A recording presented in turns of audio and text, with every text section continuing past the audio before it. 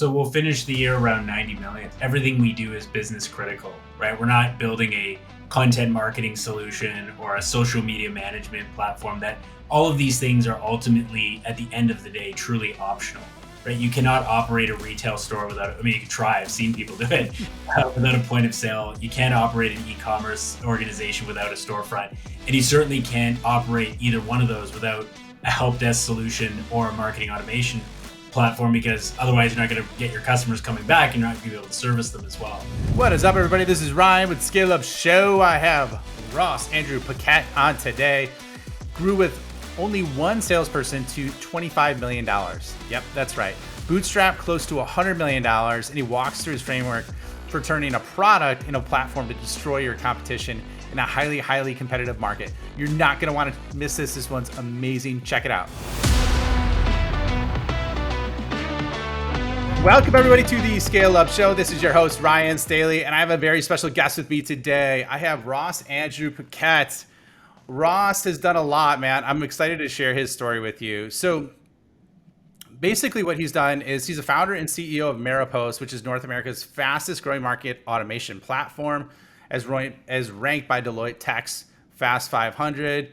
He led Maropost to double its annual revenue growth every year since its inception in 2011, turning into a one-man operation and international business that simplifies customer engagement for B2C brands. Ross, happy to have you on the show, man. Welcome. Thanks so much for having me. Yeah, dude. I mean, I got pumped. I read some background about you before we started, and I was intrigued, right? Which is why I asked you to be on the show. And then the more we talked in the pre-show, I think your story can inspire a lot of people. So I'm excited to share this with my listeners. So, but before we get into that, can we do a real quick revenue rundown of where you're at in terms of your ARR? Yeah, absolutely. So we'll finish the year around 90 million. Okay, awesome. So you're at 90 million. What's your your primary go-to-market revenue strategy? Yeah, so for us, I mean, we're focused on, we have kind of three in particular. We definitely have our direct sales model, which is the background of the company.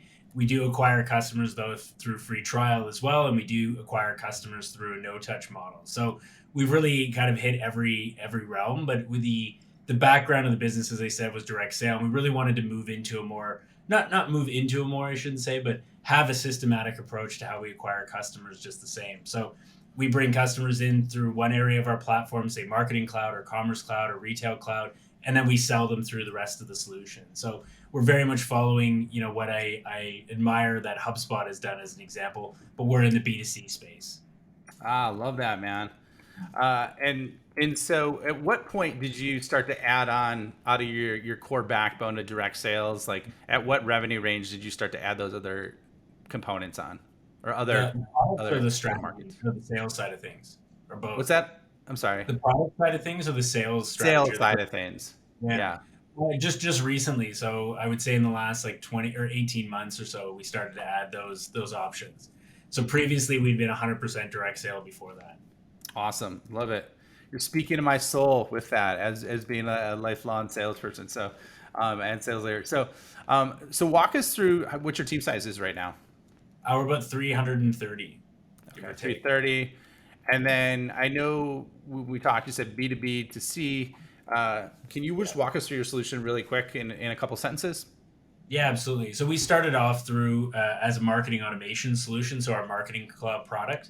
And now we've got Commerce Cloud, so e-commerce, inventory, order management, and so on. We've got Retail Cloud, which is exactly how it sounds, point of sale, same thing, inventory, loyalty. And then Service Cloud launches in the next couple months, which is ticketing, live chat, chatbot, just the same. Okay. I love that, man. Great product diversification there. And then, are you, and this probably sounds like a loaded question based on what you told me before the show, but I usually ask, are you bootstrapped or funded? I know it's a combo. So can you give us to what revenue you bootstrapped to and then took on funding and then the buyback model, just so everybody has some context? Yeah, so we're fully bootstrapped today. So we did a all secondary round in 2016, so sold 25% of the business, bought it back in 2019, and then here we are. Okay, awesome. See, you eclipsed it way tighter than I did, so good job on that. So I think that's an awesome segue, just in your background and your story, because I love it.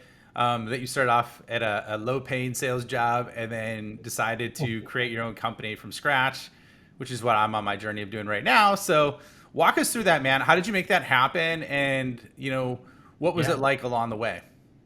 Yeah, I mean, the early stage was definitely the most exciting part, right? You're dealing with a lot less friction in terms of building the business. I guess the difference for me versus many other, counterparts is that I was working through the initial stages of the business. So until we got to about $300,000 in revenue, I had another job. So I was using that job to fund the growth of the business or the startup of the business itself. And thankfully, I had a couple of customers who were willing to come on board early on and really just follow us. And actually, we still have our very first client still with Maropost. So, That's um, awesome. yeah, That's awesome. that part was really kind of the most exciting stage. And so, for us, it didn't get complicated until we got to this sort of $25 million level where, as we discussed before, I was the only sales rep in the business. And I had this philosophy, or not philosophy, but this thought or the strategy that I thought could work, which was, I would just keep closing all these deals forever and continue to build the business around me. So more support reps, more customer success and finance and marketing and so on. But we got to a point where it really felt like for every customer we added, for some reason, because of, my lack of involvement or so on, we would lose a customer. It's not about me being the end all and be all of the business. That's just really how I realized, okay, this is the peak of what, one person can do. This is why we need to bring on sales leadership. And this is why we need to build out a scalable model. So we continued actually to do very well with a small sales and marketing team, even after. Yeah. Oh, sorry that it delayed a little bit. What I was going to ask you is just is a quick point as a Yeah. follow up to that, because this was really good. Yeah. You kind of glossed over it. Yeah, I went to 300K and then we went to 25 million. I sold it all by myself, right? So Yeah. okay, I just wanted to dig in a little deeper before we kind of went to the next stage, because that's amazing. So, and I That thought I part was cool. the easy part for me. That's why I never think of any friction that happened between those two. Like, let's keep going. You're like that was cake, man. I thought it was Yeah. cool because I did that with 4 people. You did it by yourself. So anyways, you one up me without even knowing it. But that's cool. So what was your deal size when you did that? And like how did you do that? And how long did it take you to go from, because it was a quick time frame to Yeah, scale up from that 300K to 25 million. for sure. So we didn't have that many customers. We had like 250, 300 clients. So they were spending like 60, 70, $80,000 a year, or or slightly more than that on average. Wow. Okay. And then so that's a lot of volume. How long did it take you to get those 250, 300 clients? It was only that like 28, maybe not 28 months, but maybe 28 to, maybe 2, 3 years, or 3, 4 years maximum. Okay. Okay. So yeah, that's awesome. Okay. And were you just picking up the phone calling? Like how did you create the Yeah. appointment, the interest, all that stuff? Yeah, so funny enough, I think there was a lot of course, like building any business, right? There's a combination of luck and skill and so on. And so, in those early stages, we started to go to conference. It was, I should say, I was going to conferences like by myself, and we would literally, sign up for the diamond, platinum, whatever the premier or top spot was. So you get to this conference, and excuse my language, people would be wondering like, who the fuck is Maropost? Because Maropost would be everywhere, of course, like it would be with those top sponsorships. And this was back when, it's still a lot of money today, but this was back when you could get that kind of posting for 50, 60, $70,000. Right now it's gotten way out of control, especially when we think of the software space.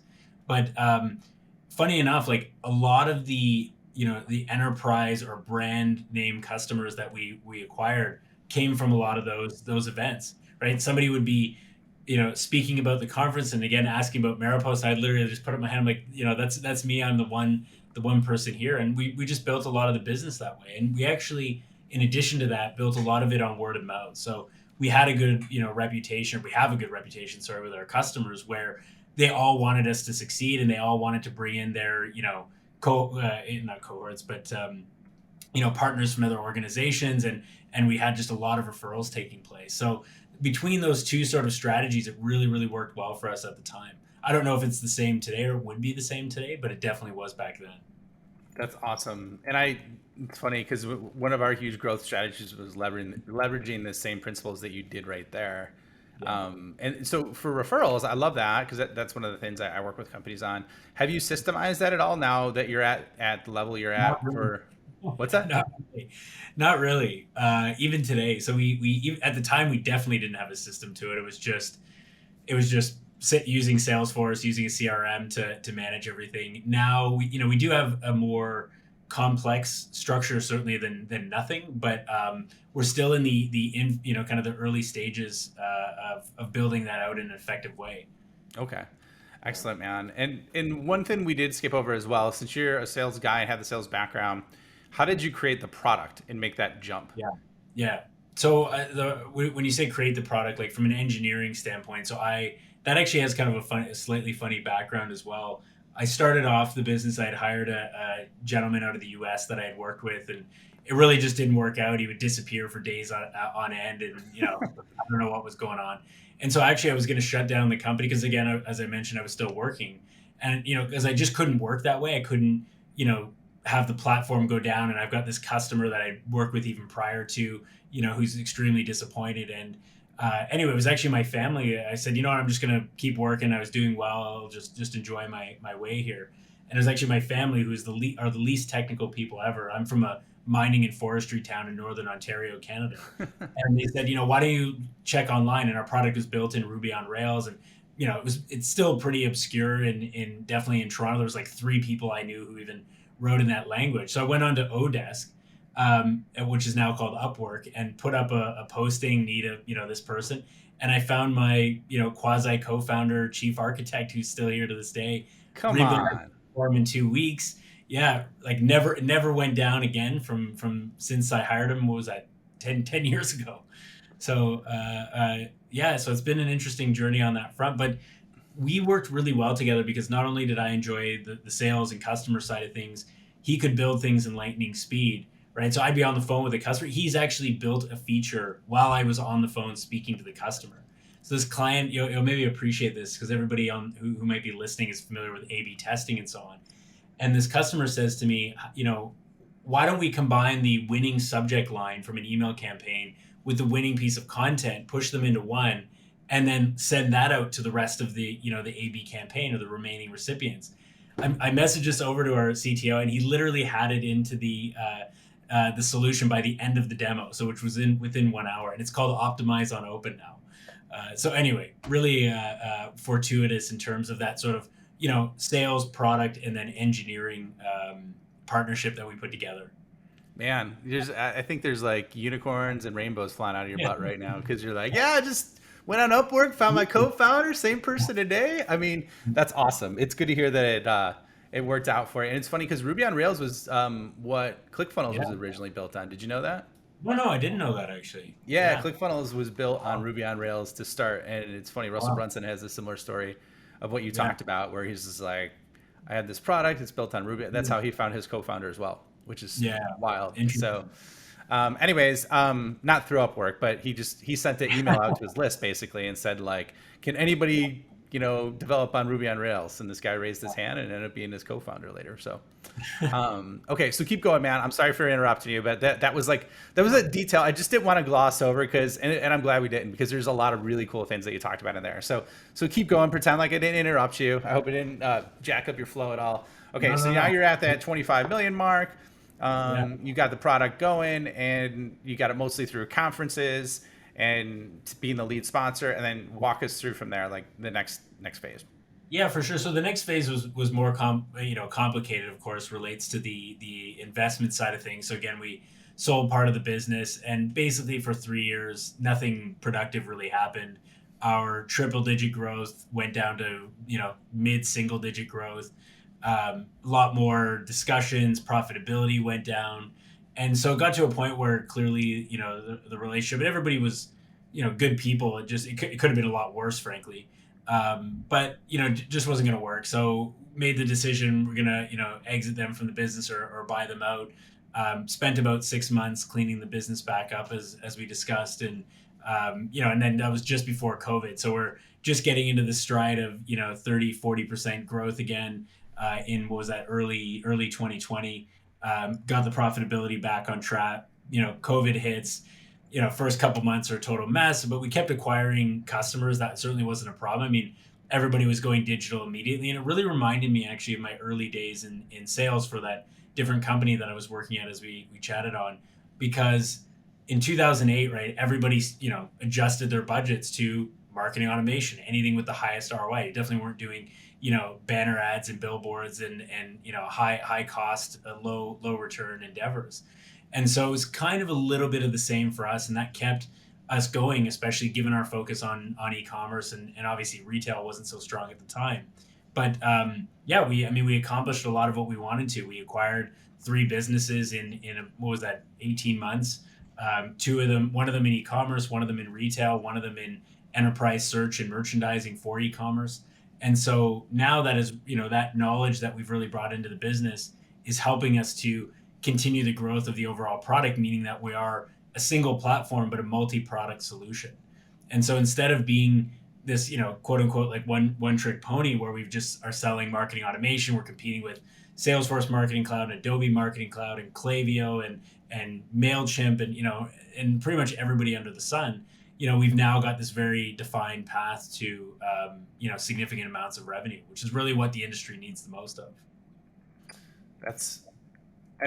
So I love it that you're making that shift to the platform through. It's funny because I had someone on my show before, Daniel Radford was on the show, and he basically grew from 0 to 250 million through product acquisition, right? Wow. Through the same acquisition strategy.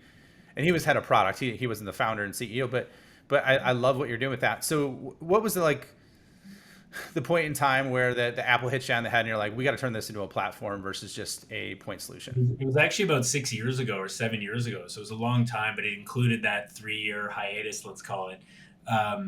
And so it was really at the time because I knew that we would all just end up competing with each other for the same addressable market, but there's probably 300 marketing automation solutions.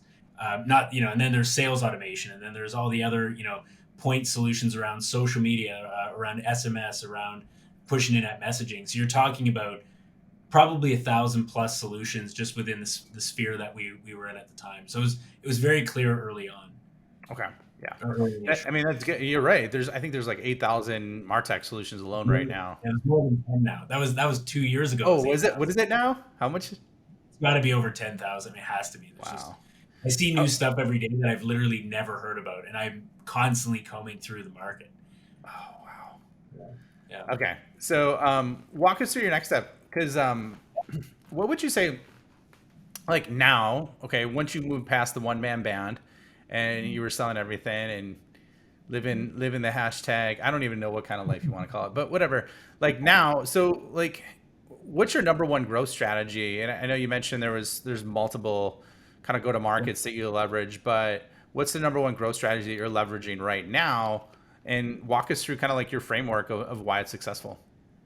Yeah, so I mean, there's two sort of prongs to this in terms of like from a strategic perspective, which everything relates to product for us. Like if we're not shipping, I don't mean like the best product every time we're shipping something, but I mean, if we're not shipping things constantly, that is certainly like to the detriment of the business now, given the scale of what the product provides. Is in, when I say the marketing automation side, it doesn't mean we just do email. When I say e-commerce, it doesn't mean we just do storefronts. When retail, not just POS, like there's a whole layer of technology underneath. So for us, we just have to continue that. And that is the number one growth strategy that we have, because not only is it going to make our customers more successful, we're driving more value for them and for anybody who's coming in. And that's the core factor. I mean, right now where we are, as an economy, I don't think we're actually, I mean, everybody has their own opinions, but I don't think we're actually heading for this terrible situation. I think it's dramatized significantly. But what is very clear, especially in e-commerce and retail, is there's got to be a lot more value driven for the cost. And when you look at, the landscape of products that somebody would need to compete with a Maropost, they're talking about like a $300,000 a year cost versus say a $70,000 a year cost. And that's for like our direct or average customer.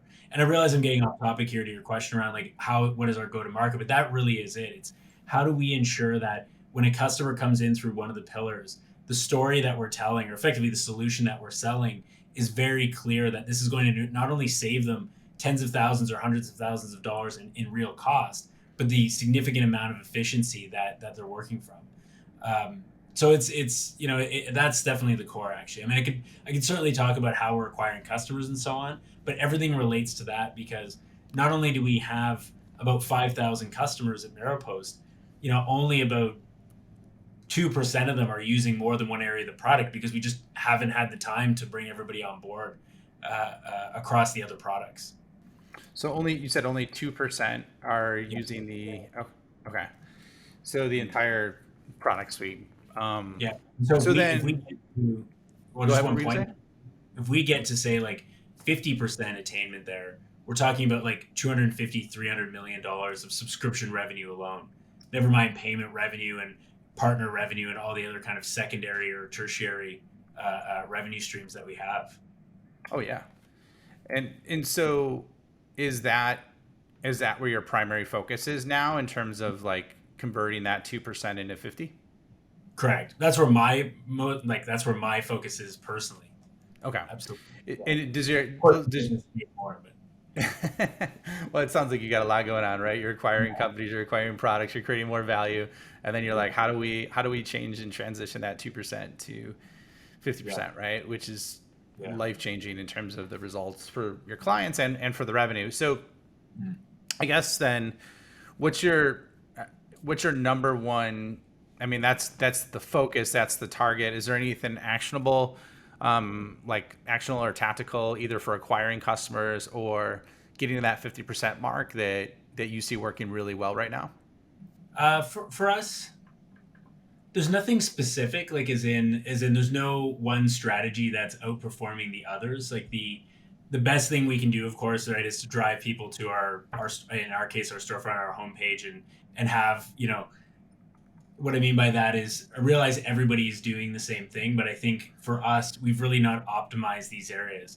That's kind of the irony of Maropost. Like as we were talking before, I feel like we've done everything wrong and somehow are still. It's kind of what you said about the rainbows and unicorns because we fucked up in every possible way. Like a couple weeks ago, I was talking to our marketing team and the drop off percentage like on our site is among the highest they'd ever seen and they're just picking up some of this stuff from some of the past team as we've brought the company together and so on. But I'm looking at that and I'm just wondering how we've ended up where we have. Sometimes there's obviously something going well, but it's not for lack of trying to make mistakes.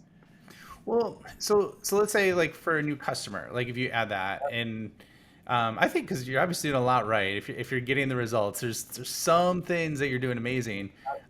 Go ahead. That's the product side. Like as soon as we get somebody on the phone or somebody gets into our product, the conversation goes from to an 80% plus close rate. Because so that's maybe the strong element there is that because of our focus around the product side of things and the overall solution that we're looking to deliver, meaning that whatever version we're in today of that or whatever stage we're in today of that process, people really do understand like this is going to change the way I operate my business. We're not going to change the world. We're not curing cancer here or anything, but it's really going to fix and solve a lot of the core need that will directly impact their bottom line.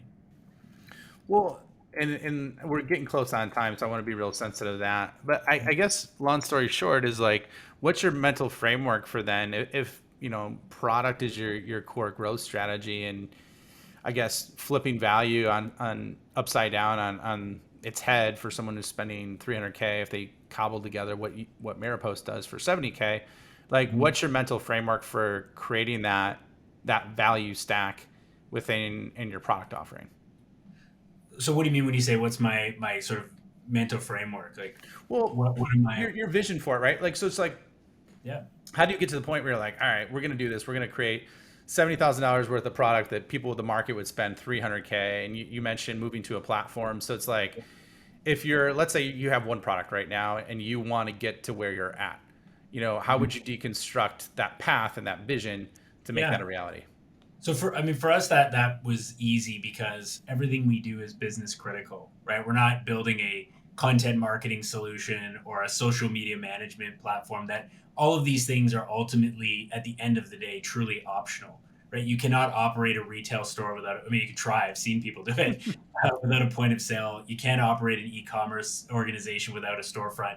And you certainly can't operate either one of those without a help desk solution or a marketing automation platform, because otherwise you're not going to get your customers coming back and you're not going to be able to service them as well. So for us, that kind of visualization is more simplistic than say others. But I am seeing a lot of others do the same thing in those kind of non-business critical areas. Would I do that? Probably not, but they've built that business in the first place. And so if you're going to continue, you're going to be far better off and far more protectionist of the asset that you've built by having that second product line or having that third product line, regardless of, of the customer need. So that there's, and I know you kind of downplayed it. Like you do a lot of stuff that you do that's amazing, but like what I would say is, it's like a painkiller product model. You're only doing the mission critical stuff, and there's beauty and simplicity, right? So you're just like, hey, is that kind of like your filtering factor, like. Yeah, and you know what I use? That's a great way to position it as well. Is I'm also looking at it right from my own perspective when we're making those decisions, meaning decisions around like what we're going to build when we're talking about like maybe a large pillar or a new product, because I think of as a software buyer myself, if I go to a company and or if I go to 15 companies that I feel like I have to buy all these products, I'm immediately thinking like, how do I not do this, or how do I avoid making this decision or having to purchase these solutions? If I go to I'm going to use Salesforce as an example. I've been using them for 14 years.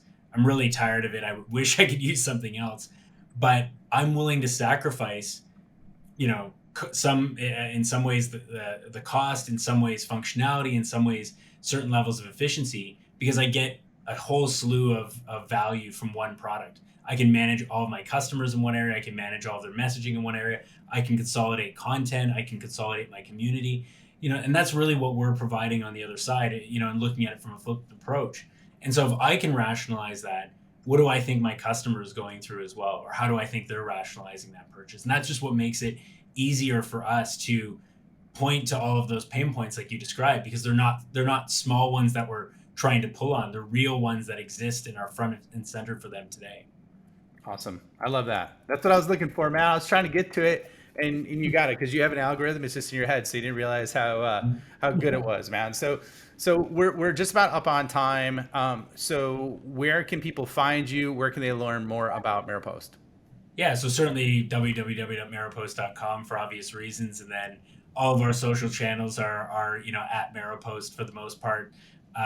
Our community is galaxy.maropost.com. It actually it launched some time ago, but it's getting a sort of second and third formal launch that are coming up as well. So that's a really great space. I mean, one thing that we're looking to do there that I can add is to, for obvious reasons, create a great community for people to be able to build their e-commerce, or retail or e-commerce business, and really scale with the community that exists. I don't think there's anybody doing anything like that today within the BDC space. You've got all these, like we've said, fragmented. So I would certainly encourage people there if they're in the commerce space.